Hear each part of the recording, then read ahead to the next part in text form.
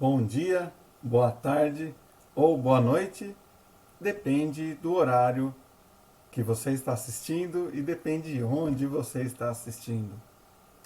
Este material eu decidi realizá-lo porque é um tema que eu gosto muito, que eu gosto bastante desse tema, que é referente à formação profissional em computação, e nós vamos falar da semana 5. O tema da semana 5 pela professora Alessandra Alanis, é o que foi proposto, é Internet das Coisas. A Internet das Coisas ou Internet of Things. Não é things, é things ou IoT. Vamos então falar sobre IoT. IoT, esse termo, ele foi criado por Kevin Aston, um britânico e físico, onde o primeiro dispositivo ele foi criado por Simon Hackett e John Ronke. Olha só, o termo IoT foi criado por Kevin Aston, o termo em si.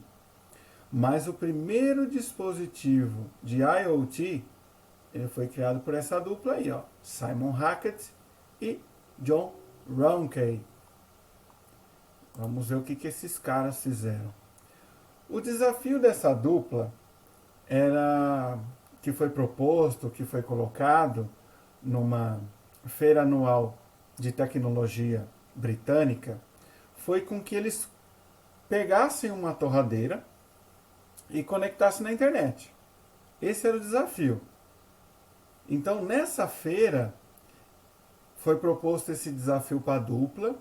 Olha, vocês têm que fazer o seguinte: vocês têm aqui uma torradeira, e essa torradeira eu quero que vocês conectem ela na internet, utilizando o endereçamento IP, e faça com que essa torradeira avise que o pão está torrado.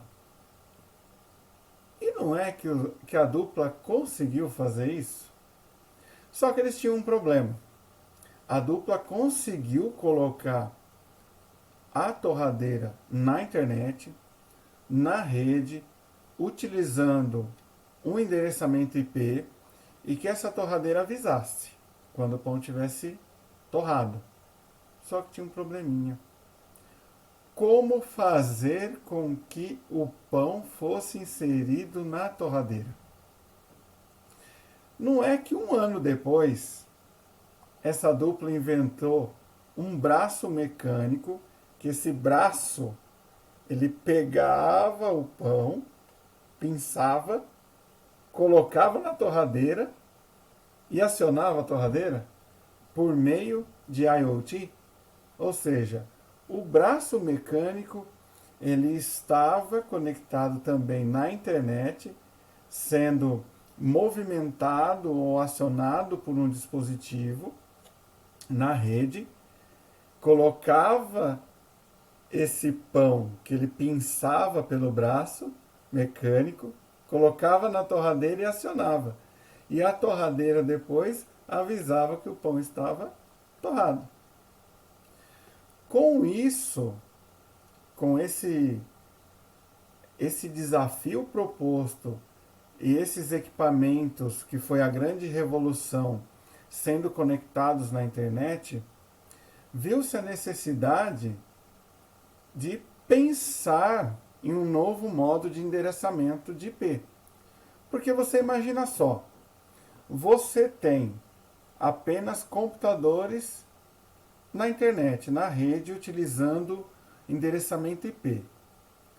Você tem laptops, né, conectados na sua rede.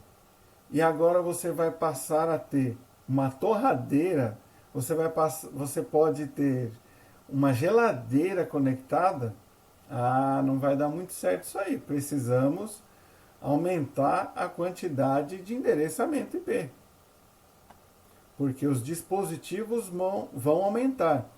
Porém, os endereços IPs, eles não estão acompanhando a evolução. Com isso, o endereçamento IPv4 ele passa a se tornar obsoleto por causa do IoT. Então, eu tenho uma alteração do IPv4 para IPv6. Mas, Otto, e o IPv5? O IPv5 existiu, mas foi uma tentativa frustrada que não foi para frente. E era uma tentativa proprietária. Com isso, surgiu o padrão aberto do IPv6, onde você tem o IPv6 que foi implementado, começou a ser implantado em 1998, onde você utiliza endereçamento IP de 128 bits contra 32 bits do IPv4. No IPv4 você tem 4,3 bilhões de endereço contra 341 decilhões de endereço do IPv6. Porque ele mescla número e letra. Olha só um modelo de identificação de IPv6. Realmente ele é bem confuso, o endereçamento IPv6. Porém, ele dá mais oportunidade aos equipamentos de se conectarem na rede, não necessitando com que os equipamentos utilizem NAT. Não sei se vocês sabem o conceito de NAT. Por exemplo, quando você assina uma internet banda larga na sua casa, ou no seu ou na sua empresa mesmo, o que você assina, por exemplo, uma fibra ótica lá da operadora Vivo. A Vivo vai na sua casa, ela passa a fibra ótica e te entrega um equipamento, um roteador. Antigamente era um modem ADSL e tudo mais. Atualmente já é um roteador Wi-Fi, um equipamento mais robusto, mas esse equipamento ele tem um propósito. O que acontece? A operadora, a Vivo, no nosso exemplo, ela te entrega um endereço IP válido, apenas um, que é válido apenas naquele equipamento, naquele roteador que ela te entregou. Então ali tem um endereço atrelado. Vamos supor, ela te entrega lá 200.231.39.2. Esse é o endereço que o roteador recebeu. E os equipamentos que estão à frente desse roteador? Como que faz? O seu celular, o seu notebook, o seu desktop, a sua Smart TV, eles também estão na internet, mas qual que é o endereço IP que eles recebem? Básico.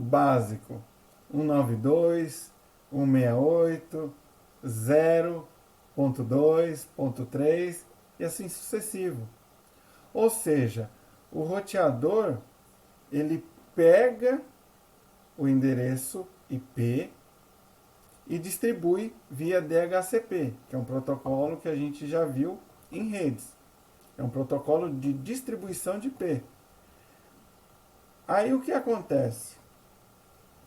O roteador foi lá, pegou, por exemplo, o 92.168.0.2 e atrelou ao seu celular. Ou seja, toda requisição que vier do IP 192.168.0.2, o roteador sabe que é daquele dispositivo, sabe que é do seu celular. Ele pega esses pacotes e encaminha para frente. Ele rotula, ele tagueia, ele marca, faz uma marcação no pacote dizendo, olha, esse pacote que está marcado aqui é do 192.168.0.2, que é o celular aqui do Otto, por exemplo. Então, quando esse pacote for, ele vai rotulado dessa maneira. Quando ele vai voltar e eu vou encaminhar para o 92.168.0.2, que esse endereço de IP só o roteador da operadora conhece. Lá fora, ele não conhece.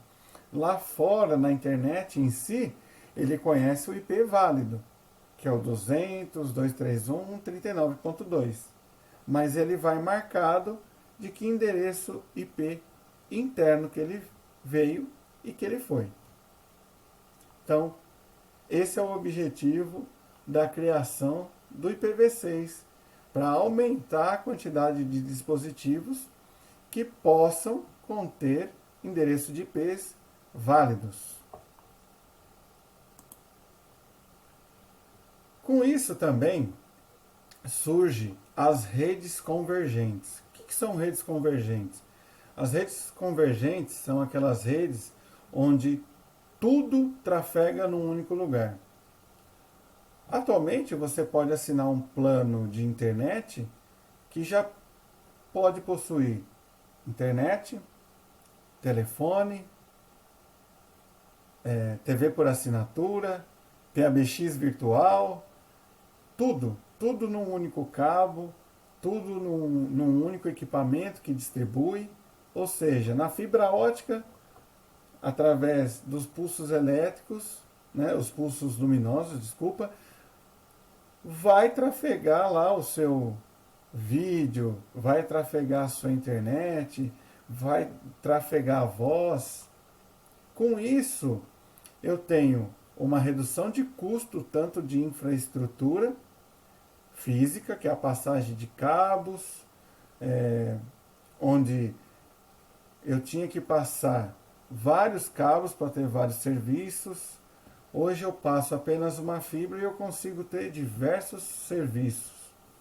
Eu tenho sistemas microeletromecânicos, ou os MEMS. O que são esses sistemas microeletromecânicos? Os gadgets da vida na minha rede. Ou seja, eu tenho dados, eu tenho voz, eu tenho vídeo, eu tenho uma redução de custo na implementação dessa rede. Antigamente, onde que você pensava passar tudo isso de informação numa única fibra, num único cabo? E você tem esses sistemas MEMS. Eu vou dar um exemplo real que aconteceu comigo, que eu tenho um relógio Garmin. E há uns 3, 4 anos atrás, eu estava fazendo um tratamento com um medicamento novo. É um medicamento japonês que o meu médico receitou para eu fazer um tratamento de estômago. Que eu tinha muita acidez no estômago, eu sentia muita azia. E eu comecei a tomar esse medicamento. Pô, mas o que tem a ver, né? Esse medicamento. Calma, presta atenção que vocês já vão entender. E eu tomava esse medicamento, e esse medicamento eu tomei durante 5 dias, e no 6º dia eu estava utilizando esse meu relógio Garmin, inclusive não sai do meu braço mais, e um dia que eu acordei, no 6º dia que eu acordei depois de tomar o medicamento, eu acordei e percebi que tinha alguns alarmes no relógio. Alguns alarmes que me chamaram a atenção. Batimento cardíaco em 120. E nisso eu tinha acabado de acordar. 120. Aí depois de uma meia hora 130. 140. E eu fui, né, senti o corpo pesado. Eu falei, não é possível. Esse relógio deve estar quebrado. Não deve estar muito bom. E fui trabalhar. Chegando na empresa, eu desci do ônibus, do fretado da empresa, já começou a me dar tontura, fui para o ambulatório e mediram minha pressão. E mediram também o batimento cardíaco, e estava em 160. Ou seja, o meu gadget, ou o meu MEM, por assim dizer, né? Meu sistema microeletromecânico, porque ele não deixa de ser um sistema microeletromecânico, já estava me avisando que eu estava com o coração disparado, estava com uma arritmia. Nisso veio a ambulância, me levou. Chegando no hospital, eu expliquei para o médico tudo o que aconteceu, expliquei inclusive do relógio. O médico falou assim, olha, Garmin é muito difícil dar problema. Então, realmente, ele já estava te alertando que você estava com algum problema cardíaco. E expliquei para ele o medicamento que eu estava tomando. Ele falou assim: olha, esse medicamento está dando algumas reações, eu vou suspender essa medicação sua, vou dar um remédio para você para controlar essa arritmia.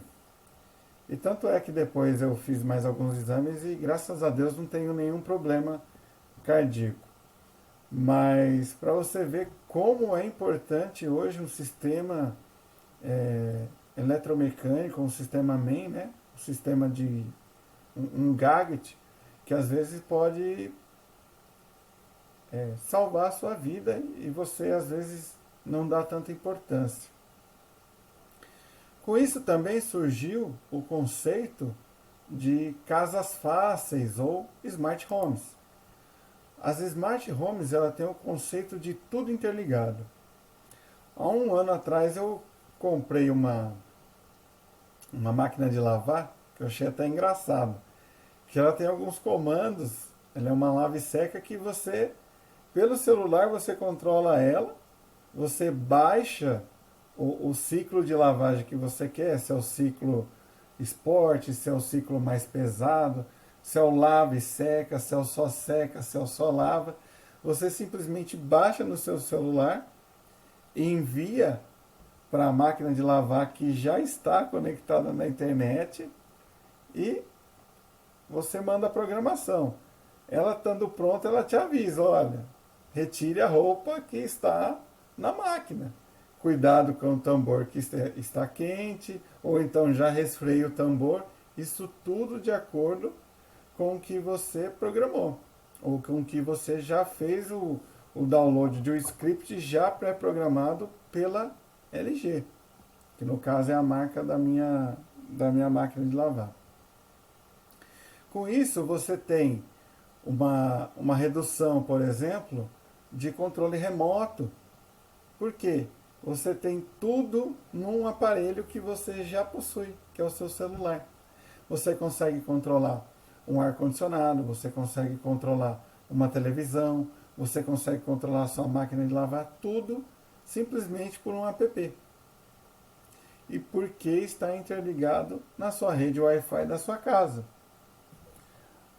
Antes, há uns anos atrás, quem iria imaginar que uma máquina de lavar, uma geladeira, ia estar conectado na internet? Hoje, existem geladeiras que avisam quando o produto está prestes a estragar, ou a data que aquele produto foi inserido na geladeira.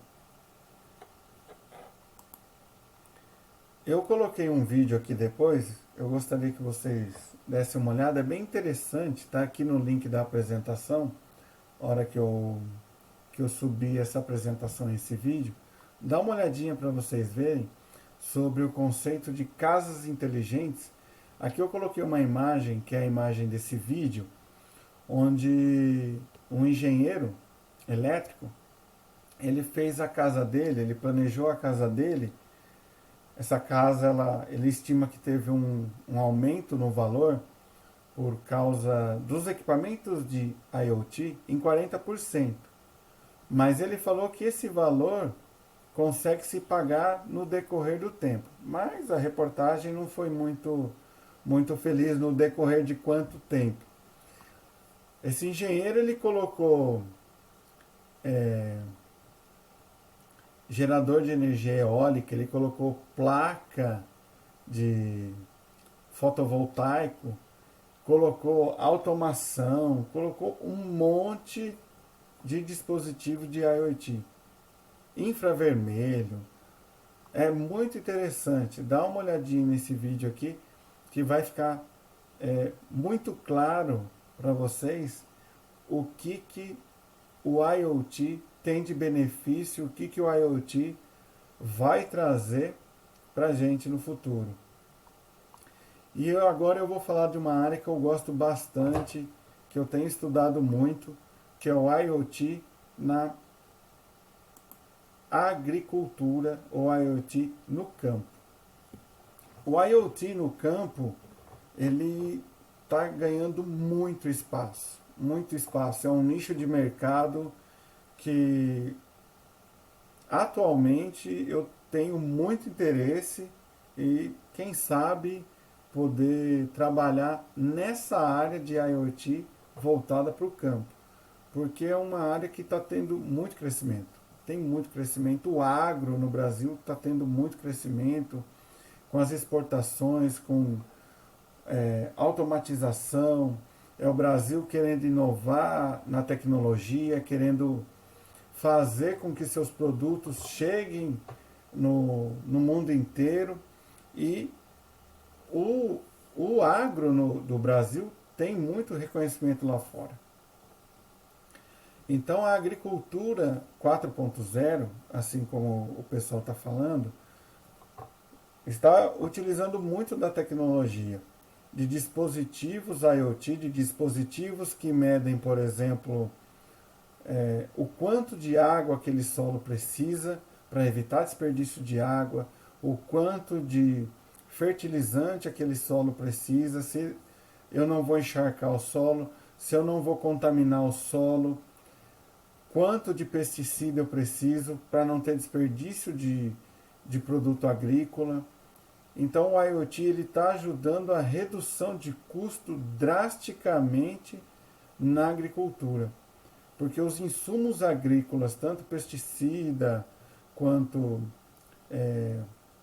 minérios, ração para gado, tudo isso são insumos muito caros. São insumos que os valores são altíssimos. E uma lavoura, você não faz uma lavoura em um terreno pequeno. Você não consegue. Geralmente as lavouras você tem que colocar equipamentos pesados, equipamentos para rodar dia, rodar à noite. E você consegue colocar, por exemplo, tratores autônomos controlados por GPS. E você tem um drone que faz a fiscalização desse solo, que faz o geoposicionamento, que te dá a informação do solo, que te dá o nivelamento do solo, e inclusive se esse solo ele está tendo muita erosão, se não está tendo erosão, e assim em diante. São infinitas as utilidades do IoT na agricultura. Hoje você pode ter um terreno inclinado, você pode ter um terreno bastante barranco e você consegue fazer com que esse terreno consiga te dar lucro. Se você utilizar a IoT, se você utilizar a tecnologia ao seu favor, você consegue fazer com que um terreno totalmente acidentado ou muito pobre, com um pouco de investimento, você consegue tornar esse solo e essa fazenda produtiva e fazer com que os insumos sejam racionalizados de maneira adequada. Então, olha só, você automatiza e melhora a produtividade, a eficiência na utilização de insumos, você aumenta a segurança dos trabalhadores. Por que a segurança dos trabalhadores? Você expõe menos os trabalhadores com os pesticidas agrícolas, com os insumos agrícolas. E olha só, tecnologia de ponta, diminuir os impactos ambientais e reduzir custo. E análise de dados. De nada adianta eu ter IoT, formar, por exemplo, uma Big Data do campo, coisa que hoje já se fala muito, é a Big Data do campo, onde você coleta informações desse IoT, joga numa Big Data, se você não tratar. Você tem que tratar essas informações. De nada adianta você ter log, você ter informações, você ter alarmes e você não tratar. Atualmente, se você tem essa Big Data da sua fazenda, você pode contratar consultorias para fazer com que sua fazenda seja mais produtiva através da ciência de dados e do Big Data. Você utiliza Big Data em fazendas que não estão tão produtivas e analisa assim, olha, por que essa fazenda não está tão produtiva em comparação com a outra, que é no mesmo ambiente, tem o mesmo perfil? Então você faz a análise dessas informações, desses dados, Fazendo análise, você consegue chegar a uma conclusão de onde o agricultor está errando. Se é com excesso de água, falta de água, se é o clima, se é o insumo, se é a marca do insumo, você consegue chegar exatamente no insumo agrícola que está impactando. Se aquele lote veio com problema, exemplo, monitoramento do gado, onde o gado está, onde o gado ele fica mais descansado, menos estressado e assim em diante. Bom, pessoal, essa foi a aula da semana 5, referente à IoT. Eu decidi já criar esse material com base em algumas informações do plano de ensino da professora. Eu volto a complementar alguma coisa caso tenha passado. Eu vou aguardar ela fazer o lançamento da aula na semana 5, mas eu espero que vocês assistam essa aula, baixem esse slide e espero que tenham gostado dessa aula para a semana 5. Um grande abraço, tudo de bom e bons estudos!